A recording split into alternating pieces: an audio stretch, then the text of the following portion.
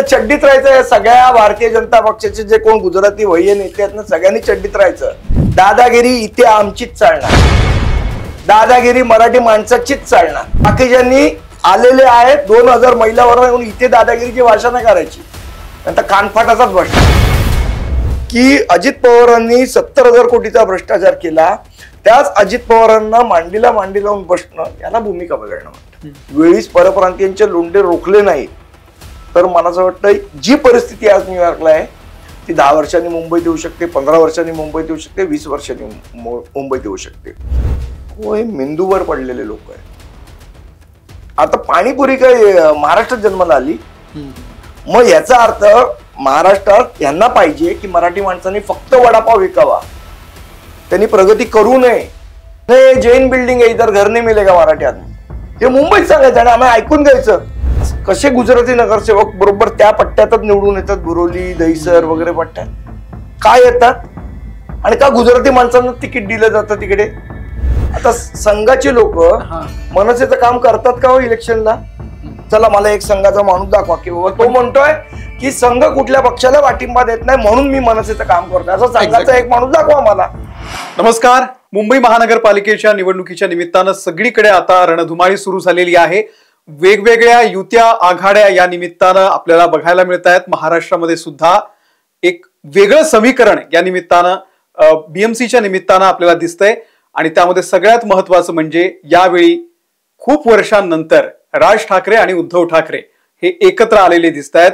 आणि त्यामुळे महाराष्ट्राचं खास करून मुंबईचं बीएमसीचं जे समीकरण आहे युत्या आघाड्यांचं जागा वाटपाचं ते सगळंच बदललेलं आहे. आणि त्यामुळे या सगळ्या विषयावरती बोलण्यासाठी आपल्यासोबत मनसेचे प्रवक्ते संदीप देशपांडे आलेले आहेत. सगळ्या प्रश्नांची उत्तरं त्यांच्याकडून आपण घेणार आहोत. संदीपजी आपलं स्वागत आहे. नमस्कार. कशी सुरू आहे बीएमसीची तयारी? जोरात. मला असं वाटतं की ज्या पद्धतीने आपण बघितलं तर गेल्या काही दिवसामध्ये मतदार यादीमध्ये असंख्य घोळ आहेत. बर. आणि त्यामुळे आमचे जे महाराष्ट्र सैनिक आहेत असतील, आमचे गटाध्यक्ष आहेत, आमचे BLA आहेत, आमचे बाकीचे कार्यकर्ते आहेत, आम्ही सगळेजण या एकाच गोष्टीला जुंपलेलो आहोत असं म्हटलं तरी हरकत नाही की दुबार मतदार कोण आहेत, बोगस मतदार कोण आहेत. म्हणजे खूप मोठ्या प्रमाणात हा घोळ आहे. आता जे मतदार याद्या आल्या त्याच्यात जर तुम्ही बघितलं तर 4-4, 5-5 याद्या दुसऱ्या वॉर्डमध्ये शिफ्ट झालेल्या तुम्हाला दिसतात. तर अशा पद्धतीचा पण घोळ आहे. त्यामुळे आम्ही सगळेजण आता जी तयारी करतोय ती मतदार याद्यांवर करतोय, कारण आपल्याला माहिती आहे निवडणूक आयोगाने दिवस कमी दिलेले आहेत सजेशन ऑब्जेक्शनसाठी, फक्त 7च दिवस दिलेले. त्यामुळे आम्ही सध्या सगळेजण त्याच गोष्टीत गुंतलेलो आहोत. अच्छा. तुम्ही दादरच्या शिवाजी पार्कच्या कट्ट्यावरती रोज फिरत असतात, बसतात. आता या निवडणुकीमध्ये त्याचा कसा फायदा होणार आहे? नाही, कसं आहे बघा, आपण काही निवडणुका लढवल्या किंवा नगरसेवक म्हणून निवडून आलो म्हणजे काय आपल्याला चिंग फुटतात असं नाही. मी माझं नॉर्मल आयुष्य, मी लहानपणापासून शिवाजी पार्कच्या कट्ट्यावर जातो, तिथे वाढलो आणि तिथे जाणं मी कधी नगरसेवक झालो म्हणून सोडलं नाही किंवा काही सोडलं नाही. माझं मित्रमंडळ आहे, खूप मोठं मित्रमंडळ आहे, खूप मोठा ग्रुप असतो आमचा सकाळी. त्यामुळे जातोच तिकडे आणि लोकांशी संपर्क असतो, लोकांशी बोलणं होतं, चर्चा होतात, लोकांची काय मतं आहेत ही आपल्याला कळतात, त्याच्यामध्ये सुधारणा करायची, आपल्यामध्ये काय सुधारणा करायची ते लोक सांगत असतात. मला वाटतं त्याचा एक फायदा होतो तुम्हाला कधी ना कधी. आता बीएमसीच्या निमित्तानं दोघे बंधू एकत्र आलेले आहेत, कन्फर्म आहे? मला असं वाटतं ओपन सिक्रेटच आहे असं म्हटलं तरी चालेल. पण मग सिक्रेट अजून आहे याच्यासाठी, ज्यावेळेला योग्य वेळी राजसाहेब याच्यावर मला असं वाटतं भाष्य करतील. त्यांच्या आधी मी आगाऊपणा कुठला करणं हे काही योग्य ठरणार नाही. पण एवढा वेळ का लागतोय साहेबांना? नाही, वेळ लागायचा विषय नाही, कारण आता दोघे तुम्ही फिरतायत. म्हणजे बघा, अजून निवडणुकांचं मला असं वाटतं कधी होणार महापालिकेच्या निवडणुका हे अजून डळमळीतच आहे. आज आज 24 तारीख आहे. उद्या 25 तारखेला परत सुप्रीम कोर्टामध्ये जे आरक्षणाची मर्यादा ओलांडलेली आहे त्याची याचिका. जोपर्यंत आम्ही हा घोळ निपटवत नाही तोपर्यंत आम्ही पुढच्या निवडणुका अनाऊन्स करणार नाही अशा प्रकारचा ऍफिडेव्हिट राज्य निवडणूक आयोगाने. बरोबर. त्यामुळे आता ते पुढे जात आहे. उद्या हिअरिंग होतीये का, हिअरिंगच 1 महिना पुढे सरकते आपल्याला माहित नाहीये काय आज. त्यामुळे मला वाटतं निवडणुका होतील तेव्हा ड्यू प्रोसेसमध्ये जे महाराष्ट्राला अपेक्षित आहे ती गोष्ट सुद्धा होताना दिसेल आपल्याला. काँग्रेस तर नाहीये तुमच्यासोबत. नाही, एक गोष्ट लक्षात ठेवा, महाराष्ट्र नवनिर्माण सेना हा कधीच महाविकास आघाडीचा भाग नव्हता, कधीच. काँग्रेस बरोबर आमची युतीही कधी नव्हती आणि आम्ही काय कुठला त्यांना प्रस्ताव दिला नाही. पण मग हे आम्ही त्यांना प्रस्ताव दिला नाही ना, त्यांचा आमच्याकडे प्रस्ताव आहे ना, आम्ही कधी हे आमचे म्हणजे सर्वोच्च नेते राजसाहेब ठाकरे यांच्यापासून ते आमच्या महाराष्ट्र सैनिकापर्यंत कधी कोणी म्हटलं नाही की आम्ही काँग्रेस बरोबर युती करू. मग रोजची स्टेटमेंट कशाला? एकदा वर्षाताई गायकवाड म्हणणार की आम्हाला महाराष्ट्र नवनिर्माण सेनेबरोबर जायचं नाहीये कारण काय आम्ही म्हणे लोकांना मराठी भाषेसाठी मारलंय असे. काय काँग्रेसनी म्हणावं दुर्दैव नाहीये का मला सांगा बरं. आम्ही जिथे मराठीचा अपमान झाला तिथे त्या ऍक्शनला ती रिएक्शन होती. सगळं ठरवून बाबा अमोल तुला मराठी येतं नाही येत, मारली कान फाटत, असं काही झालंय का? नाही ना. काँग्रेसने एकदा स्वतःचा पण इतिहास बघितला पाहिजे. आम्ही काँग्रेसला म्हटलेलं सुद्धा नाही की आम्ही सोबत येतो किंवा आम्हाला सोबत घ्या. मग हे विषय कशाला वाढवत आहेत? बरं, यांच्यात एक वाक्यता नाही.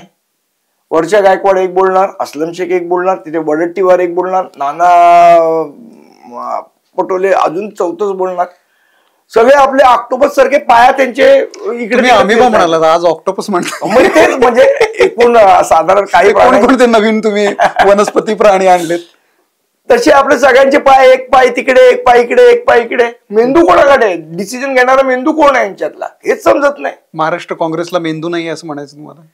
महाराष्ट्र काँग्रेसला मेंदू सगळ्यांचा पायात आहे असं वाटतंय, कारण त्यांचे पाय सगळीकडे फिरतायत. असं आहे की सेंट्रली कोणीतरी डिसिजन त्यांच्या वतीने बोललं तर ठीक आहे. आमच्या वतीने जसं आमच्याकडे राजसाहेब ठाकरे सर्वोच्च शब्द, तसं काँग्रेसमध्ये आहे का की बाबा हर्षवर्धन सकपाळ बोलली म्हणजे ते फायनल? असं नाहीये. आज काय पहिल्यापासून नाही असं. त्यामुळे आम्हाला त्यांच्याबरोबर जायची आम्ही कधी इच्छा व्यक्त केली नाही, आम्ही कधी तो प्रस्ताव दिलेला नाहीये. त्यामुळे त्याच्याबद्दल बोलायचं कशाला? आमचं म्हणणं की जी गोष्ट घडतच नाहीये त्याच्याबद्दल चर्चा कशाला? पण ते सचिन सावंत म्हणाले तुम्ही प्रत्येक निवडणुकीमध्ये सरड्यासारखे रंग बदलता, म्हणजे तुमची या निवडणुकीमध्ये एक भूमिका असते, पुढच्या निवडणुकीमध्ये दुसरीच भूमिका असते. बघा, सचिन सावंत साहेबांना मला असं वाटतं खूप आठवण करून द्यावी लागेल की सचिन सावंतांच्या काँग्रेसने किती वेळेला आयुष्यात भूमिका बदललेल्या आहेत, किती वेळा काय काय केलेलं आहे. उत्तर प्रदेशमध्ये समाजवादी बरोबर किती वेळा गेलेत, मायावती बरोबर किती वेळा गेलेत, मग त्यांच्या विरोधात किती वेळा. आणि राहुल गांधींनी तर म्हणजे ते वाट लावतात आणि पळून जातात, पुढे काही कळतच नाही त्यांचं. आता ते बिहारला गेले, तिथे ती यात्रा बित्रा काढल्यानंतर इलेक्शनच्या 1.5 महिना गायब. आम्ही बोलत नाही या गोष्टी. किंवा सचिन सावंत साहेबांनी त्यांच्या मर्यादेत राहून काही गोष्टी बोलल्या तर ते त्यांच्या पक्षासाठी सुद्धा चांगलं आहे. आम्हाला काही त्यांच्या पक्षावर भाष्य करायचं नाही, तो त्यांचा निर्णय. पण आमच्या अंगावर उगी जेवू नका. आमच्या अंगावर आलात तर आम्ही दुपटीने ते परतफेड त्याची करू. बरं, ठाकरे बंधू आता आहेत म्हणजे ओपन सिक्रेट तुम्ही सांगितलं, राष्ट्रवादी सुद्धा यायला तयार आहे शरद पवारांची. त्यांच्याबद्दल कसं आहे, हा जो निर्णय ते तर उलट काँग्रेसला कन्व्हिन्स करण्याचा प्रयत्न करतात की तुम्हीही या आणि आपण सगळे मिळून भाजपला हरवूयात वगैरे. बघा, असं आहे की या संदर्भात मी भाष्य करणं योग्य ठरणार नाही, कारण हा विषय सन्माननीय शरद पवार साहेब, राजसाहेब नाही, पण जर त्यांना वाटलं योग्य तर मला असं वाटतं ते करतील. नाही वाटलं तर नाही करणार, पण तो निर्णय व्हायला आपण तो वेळ दिला पाहिजे या सर्व नेत्यांना, असं मला प्रामाणिकपणे वाटतं. वरळीच्या निमित्तानं आपल्याला निवडणुकीमध्ये गेल्यावेळी तुम्ही आणि आदित्य ठाकरे एकमेकांच्या विरोधात होता. एक विखारी या पद्धतीचा सुद्धा त्याच्यामध्ये प्रचार झाला.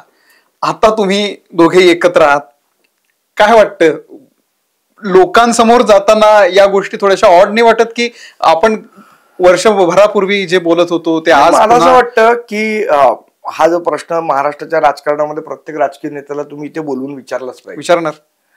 देवेंद्र फडणवीस साहेबांना सुद्धा विचारलं पाहिजे की ज्या अजित पवारांवर 70,000 कोटीच्या भ्रष्टाचाराचा आरोप नरेंद्र मोदी साहेबांनी केलेला, त्या अजित पवारांबद्दल तुम्ही त्यांना सत्तेत घेतलं, काय म्हणणं आहे?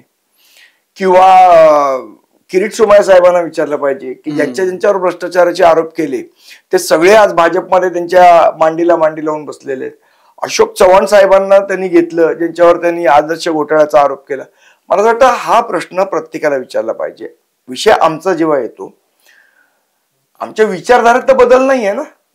शिवसेना आणि मनसेमध्ये मे बी असं होऊ शकतं की आमचं पटत नव्हतं किंवा काय हे होऊ शकतं. विचारधारा तर वेगळी वेगळी नव्हती आमची. विचारधारा तर सेम आहे, अशी काही वेगळी विचारधारा तर नाही आमची. मग प्रॉब्लेम काय? हा भिन्न आम्ही काय मुस्लिम लीग बरोबर गेलो असतो किंवा काय कुठले तरी एखादे समाजवादी सारखी वह्या लोकांची पार्टी आहे त्यांच्याबरोबर गेलो असतो तर तुम्ही हा प्रश्न विचारणं योग्य आहे. पण असं आहे, पण जिथे वैचारिक मतभेद नाही, जिथे विचारधारा सेम आहे, तिकडे तुम्ही ठीक आहे म्हणजे पॉलिटिकल ऍडजस्टमेंट म्हणून काही गोष्टी तुम्हाला राजकारणात कराव्या लागतात. नाही हरकत. शेवट राजकारणात जिवंत राहणं महत्वाचं आहे असं फडणवीस साहेब म्हणाले होते. नाही, प्रश्न असा आहे की एकतर मराठी मतदार आहे तुमचाही आणि शिवसेनेचाही. असं आहे की दोघांचंही राजकारण एकमेकांच्या विरोधात राहिलेलं आहे. स्थानिक पातळीवरचे जे कार्यकर्ते आहेत ते एकमेकांच्या विरोधामध्ये लढलेले आहेत. आता जेव्हा तुमचं सीट शेअरिंग पुढच्या काळामध्ये जेव्हा होईल तर एक मोठा संघर्ष आहे ना तो, की त्यांना दिलं आम्हाला दिलं नाही. नाही मला वाटत तर ही कशी ऍडजस्ट? मला वाटत नाही. मला असं वाटतं दोन्ही पक्षाचे कार्यकर्ते हे अतिशय मॅच्युअर्ड आहेत. सध्याची राजकीय परिस्थिती काय आहे हे दोन्ही पक्षाच्या महाराष्ट्र सैनिकांनाही माहिती आणि शिवसैनिकांनाही माहिती आणि त्याप्रमाणे आपण वागलं पाहिजे. राजकारणामध्ये काही गोष्टी या वेगवेगळ्या पद्धतीने केल्या पाहिजेत. वेगळ्या पद्धतीचा विचार तुम्हाला करता आला पाहिजे. परिस्थितीनुसार काही निर्णय घ्यावे लागतात हे राजकीय कार्यकर्त्यांना समजतं ना. त्यामुळे ठीक आहे म्हणजे मी असं म्हणणार नाही की आमच्यात काही वैरभाव नव्हता का, तर 100% होता. तिथनही होता इथनही होता. आम्ही दोघांनी संघर्ष केले का? हो 100% संघर्ष केले. पण त्याचा सगळ्याच लोकांचे एकमेकांबरोबर संघर्ष होते ना, कधी ना कधी होते. आज शिवसेना असेल, आज कम्युनिस्ट लोकांबरोबर केवढा मोठा संघर्ष शिवसेनेने केला. काय झालं पुढच्या काळात? स्वतः स्वर्गीय बाळासाहेबांनी मला असं वाटतं काँग्रेसच्या वेळेला मुरलीदेवरांना पाठिंबा दिला होता. त्यामुळे या गोष्टी राजकारणात आज नाही, याच्या आधी पण घडलेल्या आहेत आणि महाराष्ट्राचं राजकारण तसं सामावून घेण्याचं आहे सगळ्यांना. सीट शेअरिंगचं काय ठरलंय काही थोडंफार? नाही मला असं वाटतं की कसं आहे, तो निर्णय आमचे वरिष्ठ नेते करतील. त्यांची कदाचित चर्चा चालूही असेल, माहित नाही मला, पण अजून माझ्यापर्यंत तरी आलं नाहीये काही. महापौर उपमहापौर वगैरे असं काय फॉर्म्युला? अहो अजून खूप गोष्टींना वेळ आहे. तुम्हाला विश्वास असेल की आपला बसणार आहे मराठी? नाही नाही, असं मराठी महापौर बसणार, 100% बसणार. आम्ही काय भैया महापौर होऊ देणार नाही. आणि कोण भैया महापौर करणार असेल तर त्याला आम्ही जागेवर पण ठेवणार नाही. पण समजा आता मगाशी जो विषय राहिला की शरद पवार जर तुमच्या सोबत यायला तयार असतील तर राज ठाकरे साहेबांची काय नेमकी भूमिका असू शकते? कारण गेल्या काही सभांमध्ये साहेबांनी त्यांच्यावरती खूप मोठ्या प्रमाणावरती टीका सुद्धा केलेली होती. पुन्हा एकदा ते सचिन सावंत जे म्हणतात ते परत ते तसं नको व्हायला. बघा आता मी तुम्हाला एक उदाहरण सांगतो. आज तुम्ही मला मट्टा लाईव्हला बोलवलं, काही मी जर समजा एखादा चांगला कार्यक्रम केला, कुठे कोणाला मदत केली, ब्लड डोनेशन कॅम्प केला, काही भ्रष्टाचार शोधून काढला महापालिकेचा, चांगलं काम केलं, तर तुम्ही म्हणाल संदीप देशपांडे अतिशय चांगला माणूस आहे, त्यांनी तो चांगलं काम करतो. रस्त्यात मारामाऱ्या केल्या किंवा अजून काय केलं तर तुम्ही म्हणणार संदीप देशपांडे वाईट माणूस आहे. तर मी तुम्हाला विचारलं, अहो तुम्ही 8 दिवसापूर्वी म्हणत होतात की संदीप देशपांडे चांगला आहे आणि आता तुम्ही म्हणता संदीप देशपांडे वाईट आहे, अशी भूमिका कशी काय बदलता तुम्ही अमोलजी? असं जर मी तुम्हाला विचारलं तर तुम्ही म्हणणार, अहो मी नाही भूमिका बदलली, तुम्ही बदललात. मला असं वाटतं प्रत्येकावर टीका टिप्पणी किंवा कौतुक हे तो जी कृती करत असतो त्या कृतीच्या अनुसरून लोक करत असतात. याला भूमिका बदलणं म्हणूच शकत नाही. भूमिका बदलणं कोणाला म्हणतात की अजित पवारांनी 70,000 कोटीचा भ्रष्टाचार केला, त्याच अजित पवारांना मांडीला मांडी लावून बसणं, याला भूमिका बदलणं म्हणतात.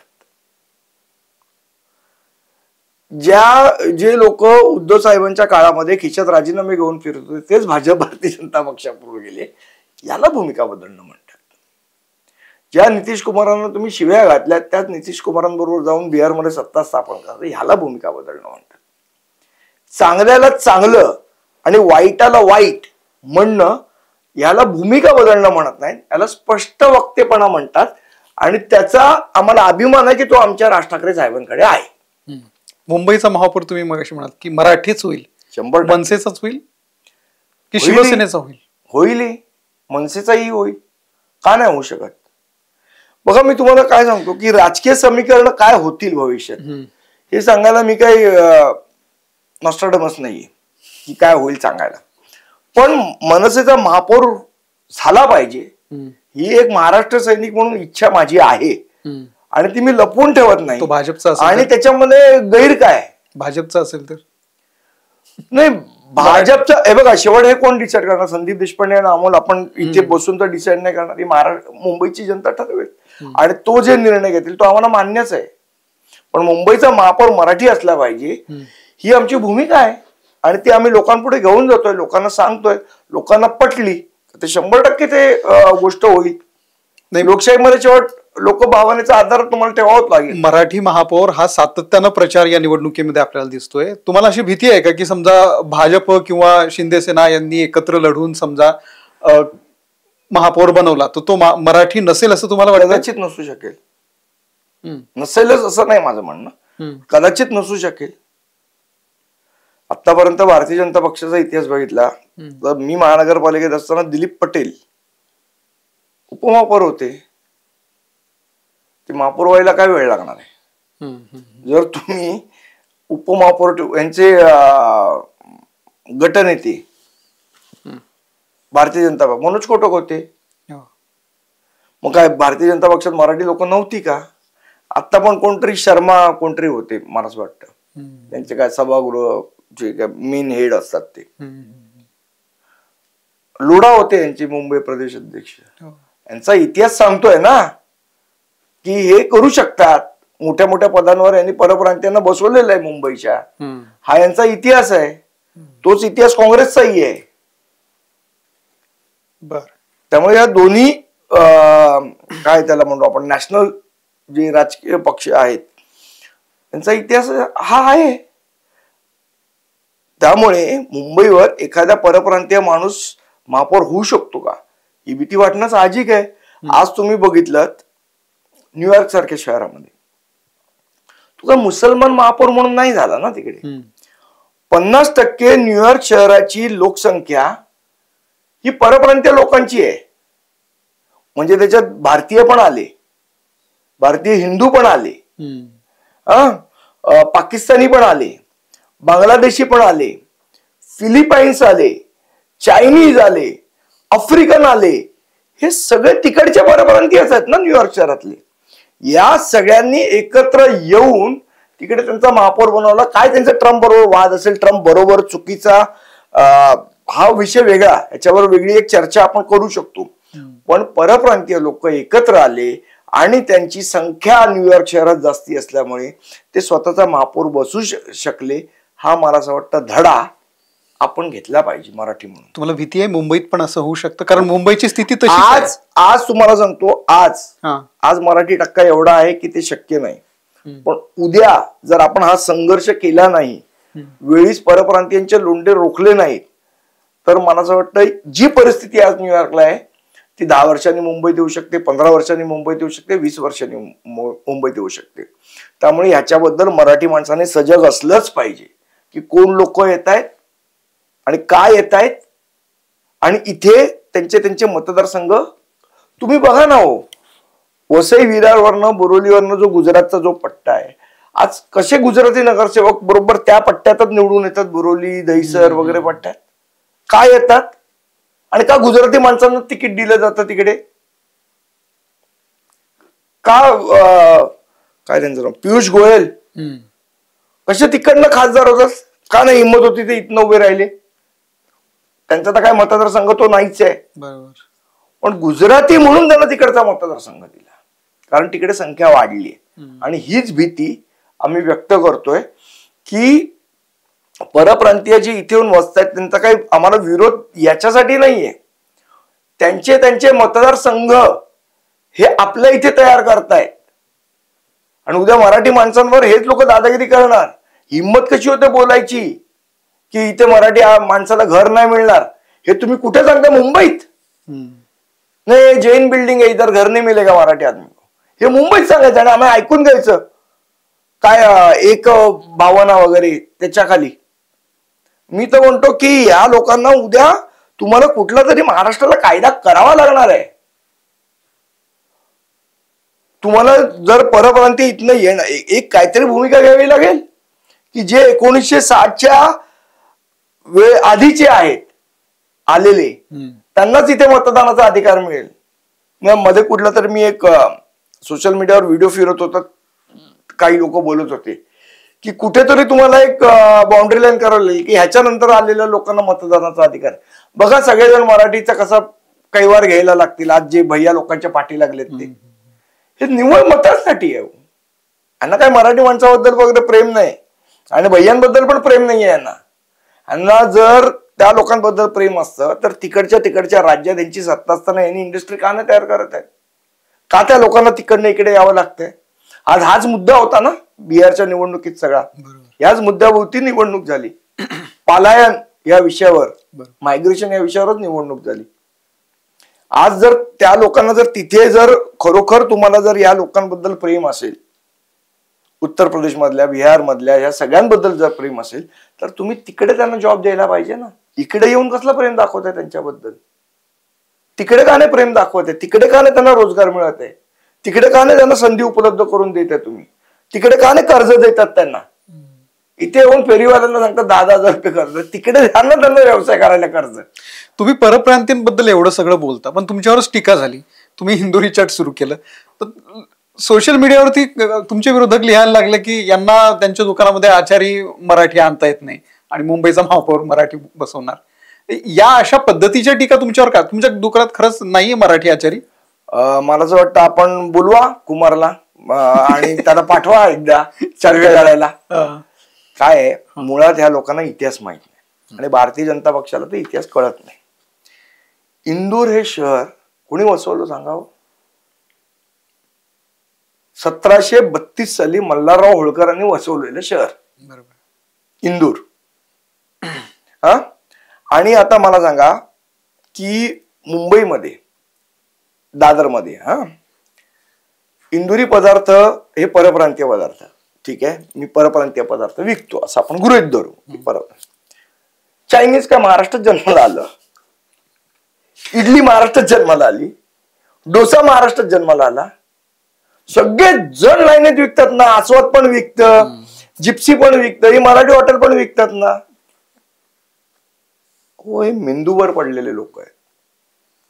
आता पाणीपुरी काय महाराष्ट्रात जन्माला आली? मग याचा अर्थ महाराष्ट्रात यांना पाहिजे की मराठी माणसांनी फक्त वडापाव विकावा, त्यांनी प्रगती करू नये, असंच झाला ना अर्थ. म्हणजे मी चायनीज विकायचं नाही, मी पंजाबी विकायचं नाही, मी काय इंदुरी विकायचं नाही, मी ढोकळा विकायचा नाही, मी फाफडा विकायचा, मी फक्त वडापाव विकायचा.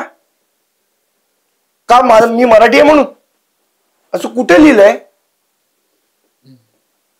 टीका करताना बुद्धी गहाण ठेवून टीका करायची, एक ट्रोल आर्मी तयार करायची, त्यांना पैसे द्यायचे आणि मी अशा गोष्टींना अजिबात घाबरत नाही.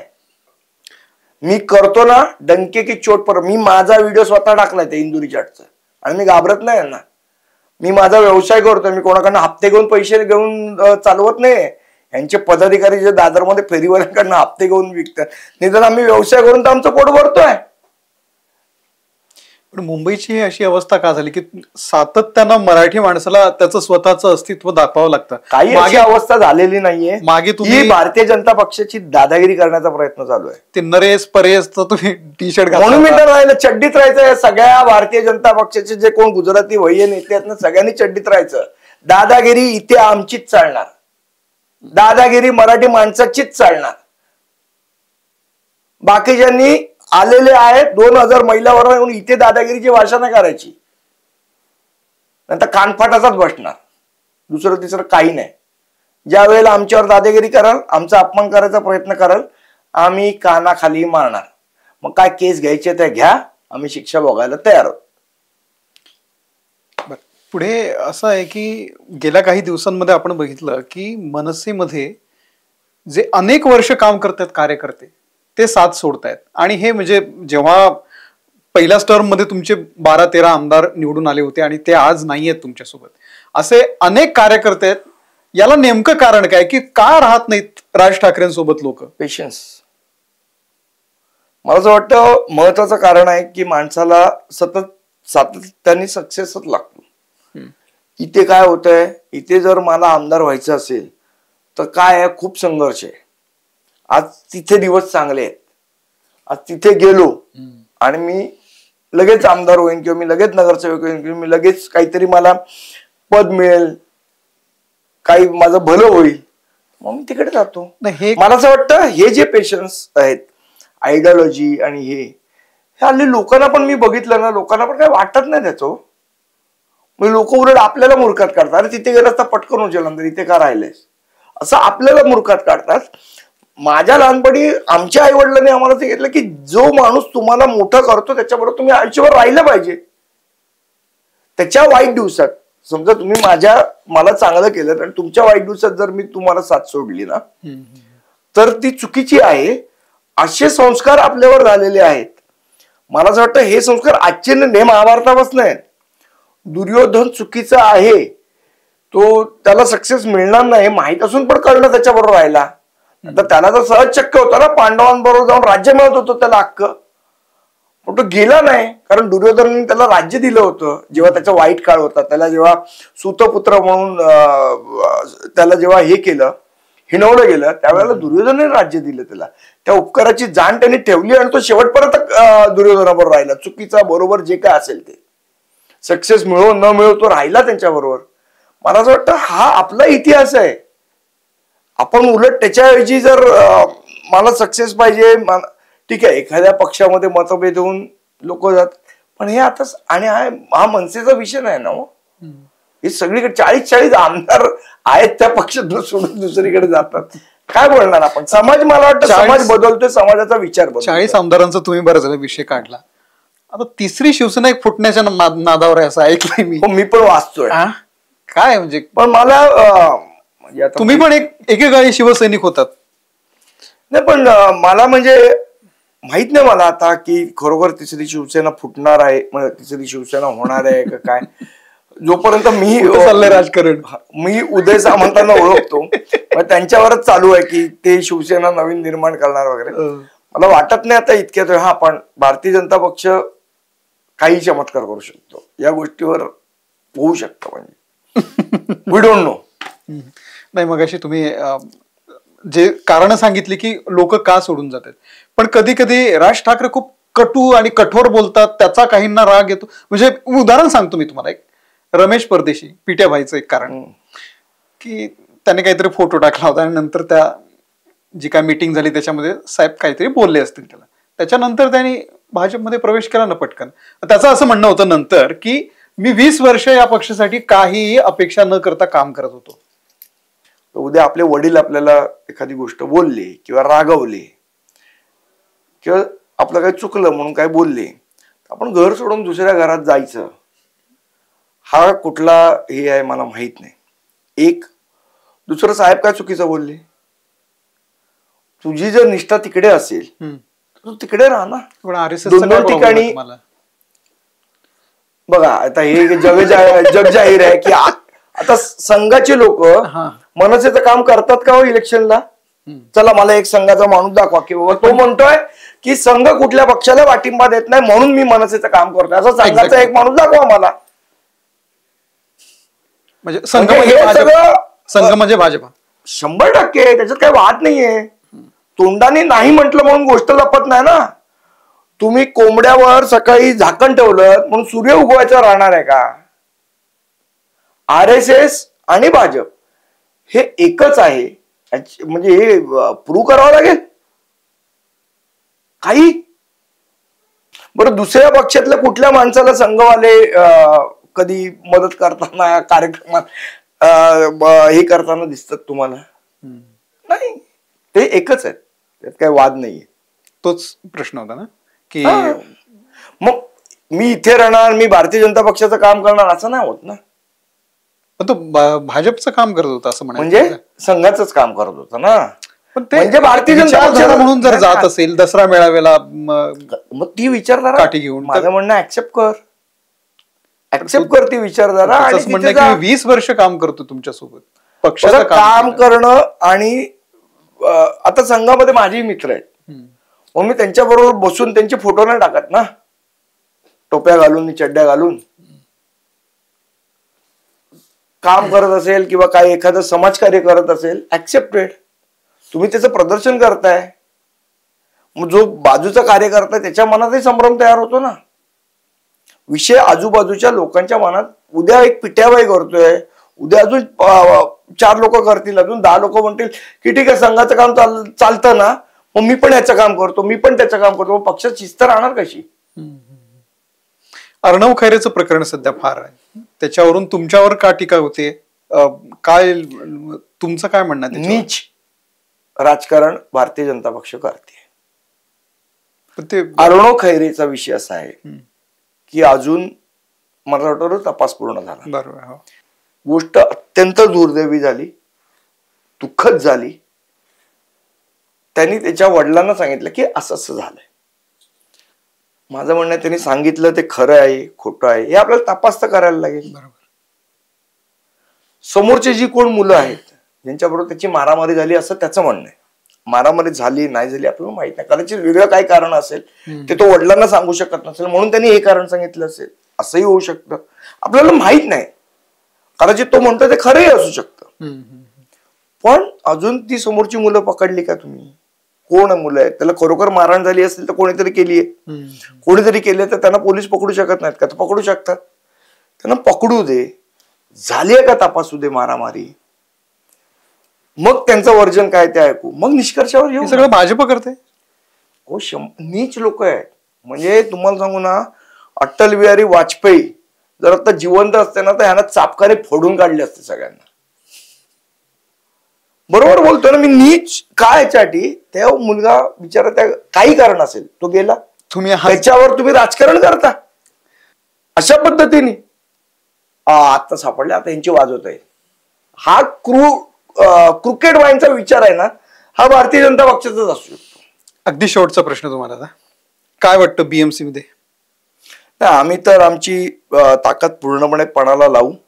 यावेळेला आम्ही अतिशय सावध आहोत.